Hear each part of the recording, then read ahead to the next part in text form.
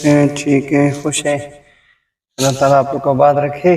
بس میں بھی ایکسرسائز کر کے آیا ہوں، آج 15 دن بعد گیا تھا۔ تھوڑی سی یعنی کہ 45 منٹ ایکسرسائز کی ہے، تقریباً 3 کلومیٹر ہلکی رننگ نارمل، اور پھر ایکسرسائز تھی۔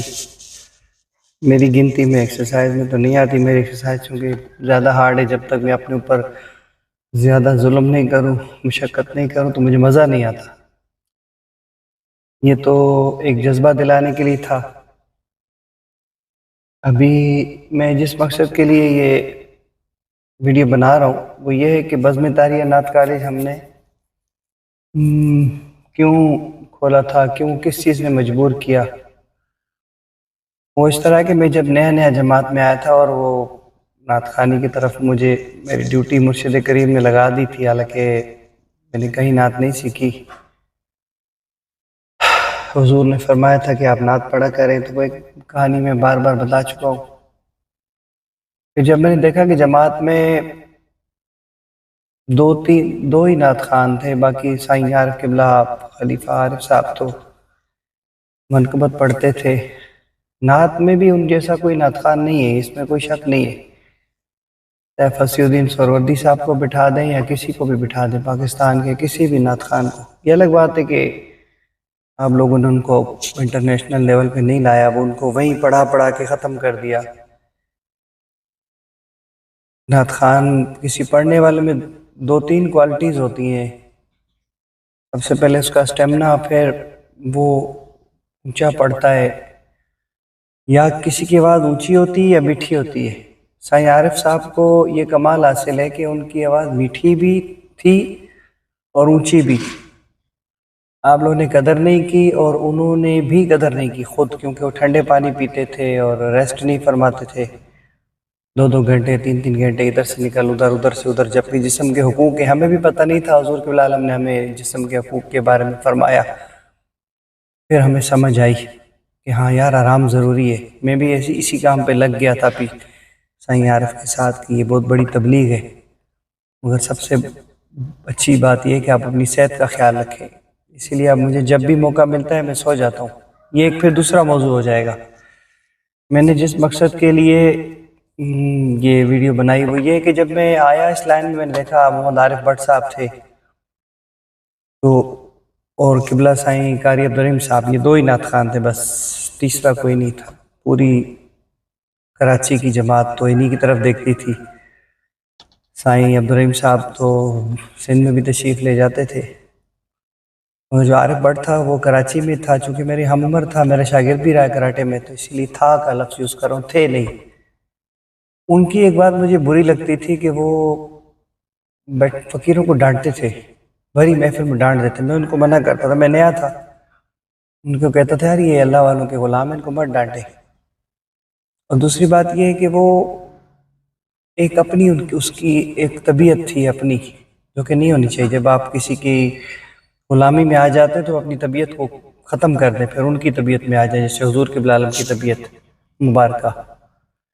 تو میں ان کو منع کرتا تھا، تو جماعت میں دیکھتا تھا اس کے پیچھے اس کے پیچھے ایسا عارف بٹ صاحب ٹائم دیں گے تو محفل ہوگی، ورنہ کسی اور دنیا دار نعت خوانوں کے پیچھے فقیر بھاگتے، تو مجھے اچھا نہیں لگتا۔ میں نے نعت کالج 1997 میں نعت کالج کھولا۔ سائیں دل مراد خلیفہ صاحب ابھی خلیفہ اس وقت تو نہیں تھے، اور سائیں عبدالغفور لاسی صاحب ڈیکوریشن والے، ان سے مشورہ کیا، وہ بھی ابھی خلیفہ بنے۔ اس وقت سائیں صحت مند تھے ماشاءاللہ، شادی بھی ایک تھی سائیں کی۔ تو انہوں نے بسم اللہ کیا، پہلی کلاس، اور پہلا شاگرد عبدالمجید طاہری۔ بہت سارے شاگرد تھے، جاوید طاہری، وارث بٹ ہو گئے، اویس پلاری تو میرے ساتھ پڑھ کے سیکھا ہے، ڈائریکٹ فیلڈ میں آیا، ڈائریکٹ جنگ میں کودا ہے، ٹریننگ نہیں کی انہوں نے۔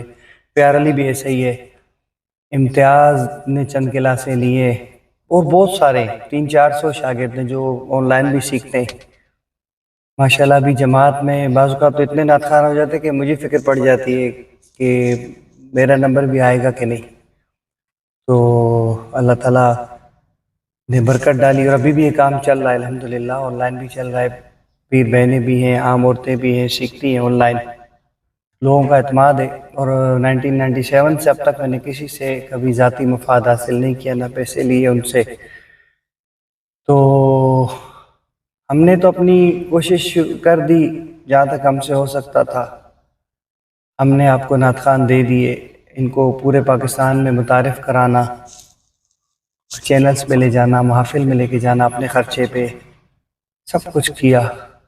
اب مجھے صرف آپ سب یہ بتائیں، ہو سکتا ہے آپ میں سے کئی لوگوں کی بات بری بھی لگے، مگر کہتے ہیں کہ سچی بات کہنے سے یار روٹھتا ہے تو روٹھتا رہے، کنگھی کرنے سے کنگھی کرنے سے اگر بال ٹوٹتے ہیں تو ٹوٹتے رہے، ہم نے کنگھی تو کرنی ہے نا، ٹھیک ہے نا۔ سرما لگانے کے وقت کی تکلیف ہوتی ہے، مگر جب لگ جاتا ہے تو بڑے آنکھیں پیاری لگتی ہیں۔ پر کچھ آنکھیں تو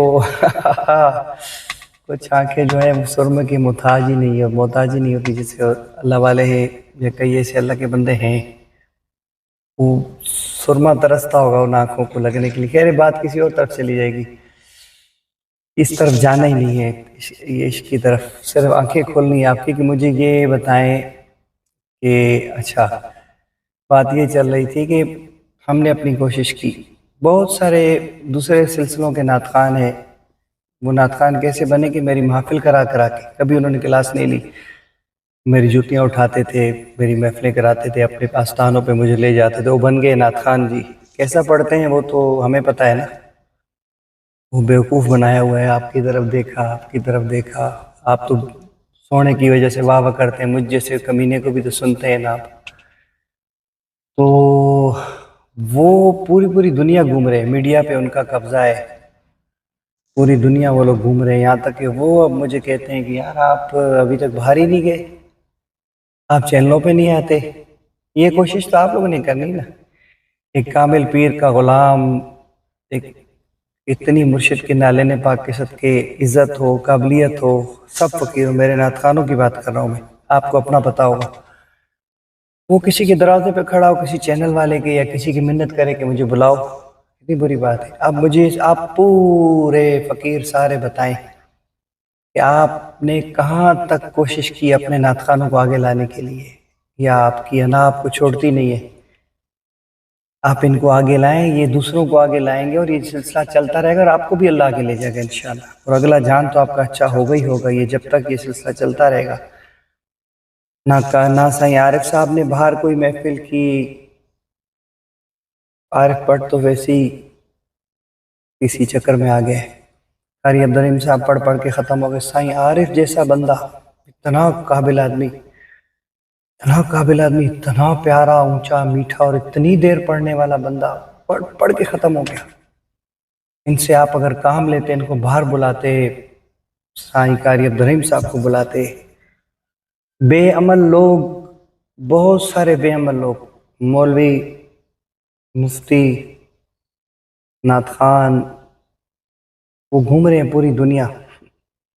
کہنے کی بات نہیں، جس قوم کا فیوریٹ سنگر چاہت فتح علی خان ہو تو اس قوم کے نصیب کو دونوں ہاتھوں سے یہ، آپ جہاں تک آپ ہیں وہاں تک فقیروں کو لائیں۔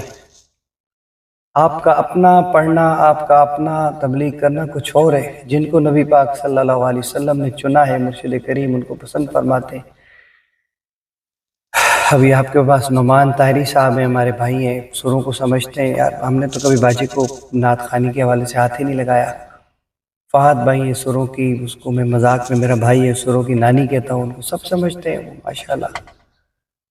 کہاں ہے فہد آج کل؟ مجھے بتائیں نا، کہاں تک آپ ان کو لے کے گئے؟ بڑے ایک میں دردمندانہ دل سے یہ کہہ رہا ہوں کہ جاوید طاہری کو دیکھ لیں، میرا شاگرد، اتنا سروں کا ماسٹر ہے، اتنا ماشاءاللہ اس کو سمجھ ہے، ایسے بندوں سے آپ کام کیوں نہیں لے رہے؟ آپ خود ہر جگہ نعتیں بھی آپ پڑھیں گے، تلاوت بھی آپ کریں گے، تقریر بھی آپ کریں گے، سلام بھی آپ پڑھیں گے، تو باقی لوگ کدھر جائیں گے؟ سوچنے کی بات ہے نا۔ آپ کہیں کہ نبوت بھی آپ کے خاندان میں ہو، صحابی بھی آپ ہو، ولایت بھی آپ کو ملے، مرید بھی آپ ہو، تو پھر باقی امت کہاں جائے گی؟ ہم بھی تو یہاں کچھ کرنے آئے ہیں نا، باقی لوگ بھی تو۔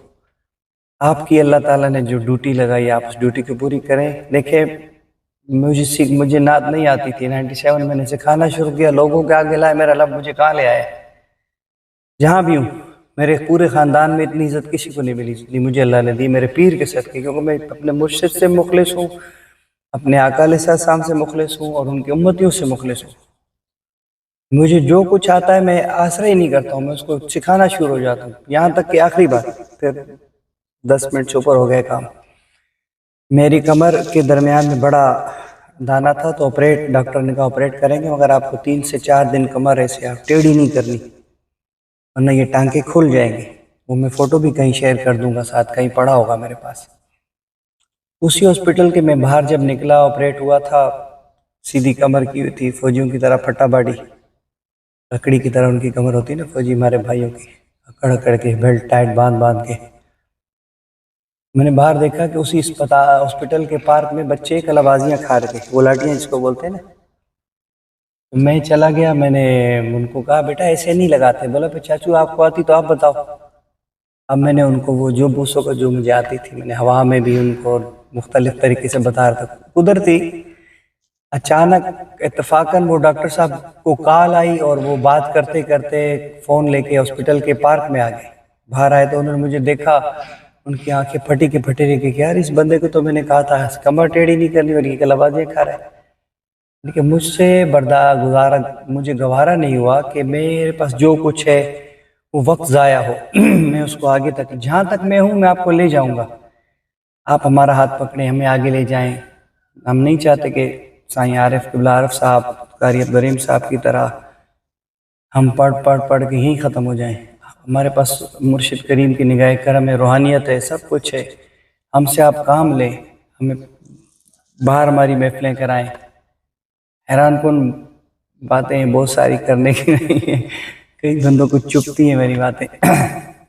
ویسے مجھے مزہ آتا ہے بچپن سے میری باتیں چبھیں کسی کو یا میں چبھوں، جو ہم سے چڑھتا ہے۔ ہم تھوڑے ایسے علاقے کے ہیں، اللہ آپ لوگ خوش رہے کہ اپنی طبیعت مار دی ہم نے، بالکل جو کہنا ہے کہ گالیاں دیں، لانتیں دیں، تانے دیں، آپ کی مرضی، کچھ نہیں کہیں گے کہ سجن سائیں کا ہاتھ ہے اوپر۔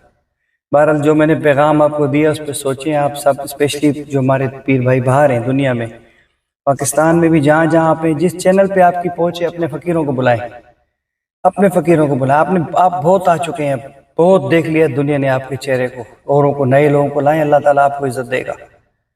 ٹھیک ہے، روزانہ گوشت کھانے سے بھی گوشت منہ کو آ جاتا ہے، بکرا بھی، کبھی دال بھی ہونی چاہیے۔ آپ بہت اچھے ہیں، بروں کو بھی آگے لائیں، جزاک اللہ، خوش رہیں۔